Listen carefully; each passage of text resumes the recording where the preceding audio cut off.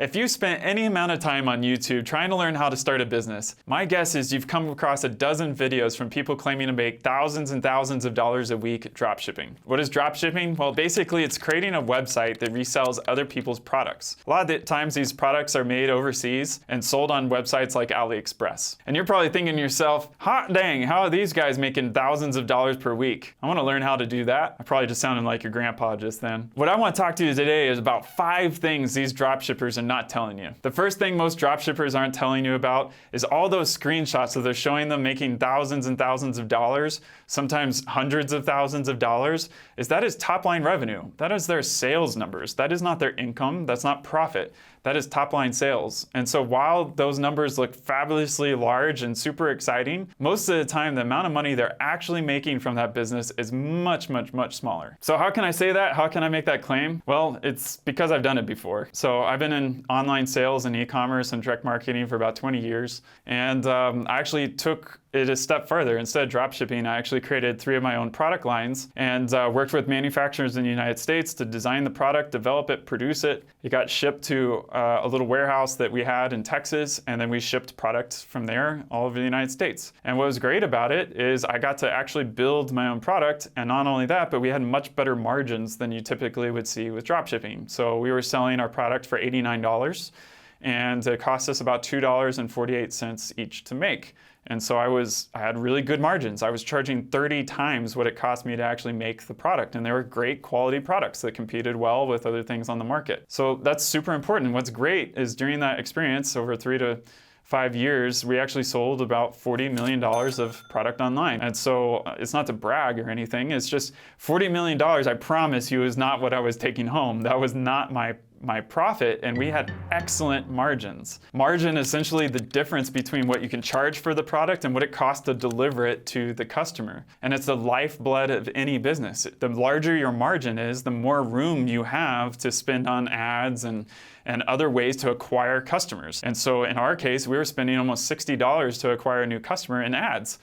So we had the margin to do that, and as a result, we grew very quickly. But if you're running a business with very, very tight margins, then it puts you at much greater risk because you don't have a lot of room to be able to do tests on ads or to be able to spend money in order to acquire a customer profitably. And so it increases your risk. It also slows down the growth of your business overall. And so you really want a business that has really good margins, that sets you up for success. And so that leads me to my second point, which is margin. And dropshipping margins kind of suck. It's just the truth of the matter. I mean, you can only charge so much for a product that you're reselling that's already been made by somebody else. But it's not 30x. It's going to be, 2.5, 3 times whatever the cost of the product is. And that's what dropshippers are usually lucky to get. You're looking for products that you can resell for 2.5 to 3 times what you paid for them. Now, that's not inherently bad. There's certainly margin there, but lower margins cause higher risk for the business and also give you less fuel to be able to use to go find customers. Because what dropshippers may be not telling you in some of their videos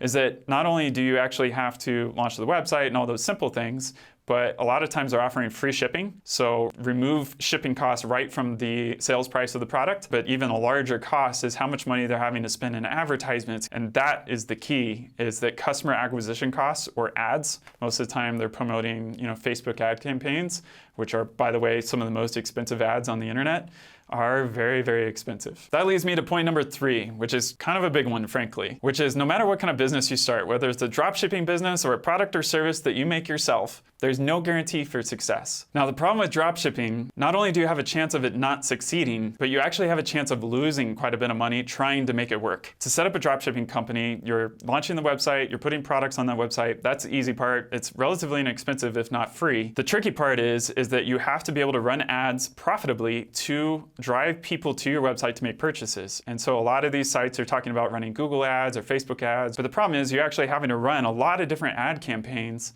to test out different targeting, test out different advertising images and content, and test out different products that those ads lead to in order to make something profitable. And so while you're testing, you're actually losing money. Most of the time you're spending $50 to $100 a day on Facebook ads, driving traffic to your website, trying to make those clicks convert into sales. So if you send 100 clicks for $100, you're trying to make at least that much, if not more, in sales in order to cover all those ad costs. And again, it goes back to margin. If you've got a small margin, you got to make a lot of sales in order to cover those ad costs. While you're spending that money running the tests, you're losing money. As soon as you buy a click on Facebook, or you pay for an impression on Facebook, it's gone. The longer it takes you in order to make a profitable ad campaign, the more money you're losing. In a lot of cases, that campaign may never become profitable.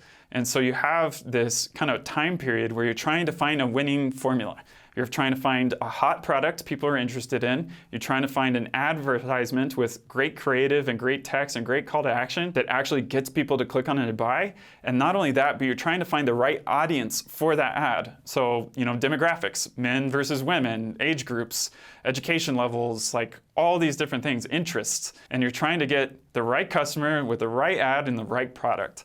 And when all of that works together, it's awesome. And you can generate tons of sales. Sales, remember, not profit, but tons of sales.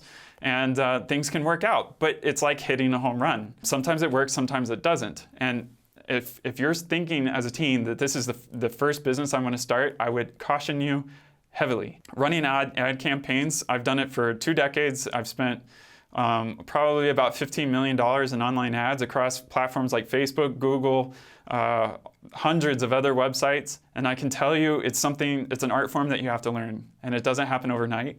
And so if this is your first business, I would stay away. It's important for you to know that both products and ad campaigns fatigue. Well, what is fatigue? What does that mean? Well, I'm sure you've seen this as you've gone around the internet or even YouTube. You probably start to see ads showing up all the time for the same product, and they follow you around the web.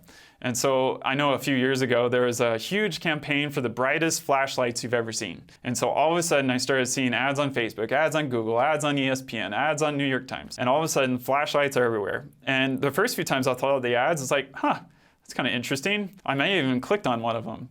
But after you've seen that ad for the 15th, 16th, 17th, 18th time, it's like, oh, geez, I keep seeing these stupid things. And so you don't click on them anymore. And that's called ad fatigue. And that's when your ad campaigns may have started out wildly profitable, over time become less and less profitable to the point where they start losing money. And so what does that mean? Well, you essentially have to go rotate your products and your ad campaigns frequently. A lot of times in my experience, we're rotating our ad campaigns every 3 to 4 weeks. So, at least once a month. What is a little bit grueling about the business is essentially you have to keep always doing that. It's a constant cycle, and it's a little stressful. I remember waking up at 3 o'clock in the morning all the time, checking my ad campaigns, making sure they were still profitable and I wasn't losing money. And so it was exciting, but it was very, very stressful, and it's grueling. Point number 5 is just kind of a personal enjoyment thing for me, is if I'm gonna spend my time doing something, especially when it comes to business, I want to make the world a better place. I want to make improvements on the thing I'm doing. I want to get better at it. You kind of want to be the best at what you're doing. There's nothing inherently bad about this, but dropshipping is essentially reselling other people's products. Most of these products are made in foreign countries,